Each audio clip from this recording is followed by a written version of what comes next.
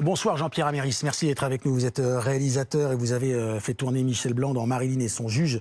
C'est dernier film en salle, dernier film tourné et monté qui a été diffusé. Je reviens vers vous dans un instant. J'accueille également Ali Afdjehi. Bonsoir, médecin urgentiste. On avait envie de comprendre et que les téléspectateurs aient le bon fonctionnement par rapport à ce qui s'est passé pour Michel Blanc, notamment avec cette réaction anaphylactique après l'injection d'un produit de contraste, qui est a priori la thèse qui est toujours officialisée. Qu'est-ce qu'il faut faire, qu'est-ce qu'il ne faut pas faire dans ces cas-là? Bon, d'abord, nos sincères pensées à sa famille, et puis aussi parce qu'on l'aimait beaucoup, c'était pas seulement un comique, mais il était sensible et humain, donc ça touche évidemment. Mais alors, pour répondre à votre question, c'est que le risque zéro, d'abord, n'existe pas, malheureusement, et qu'effectivement, comme on l'a dit tout à l'heure, c'est extrêmement rare. Ensuite, comment ça se passe? En fait, une réaction anaphylactique dont vous parlez, en fait, c'est un angio-œdème, pour faire simple. Ça fait gonfler un tout petit peu. C'est une réaction inflammatoire, disons, et donc les vaisseaux sont dilatés.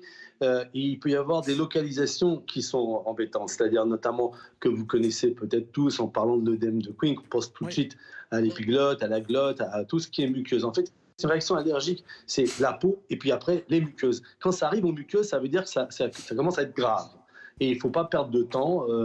En radiologie, quand ça arrive, même des petits picotements dans la bouche ou quelques maux de tête, ou bien des problèmes digestifs, eh bien, on nous montre tout de suite le patient pour qu'on puisse le surveiller et administrer à ce moment-là les médicaments qu'il faut. Notamment dans ce cas-là, c'est d'abord l'adrénaline. Donc c'est quelque chose quand même qui est assez importante comme pathologie. Il faut pas l'oublier. Donc et l'hydrater. Alors, est-ce qu'il n'y avait pas d'autres pathologies dessous?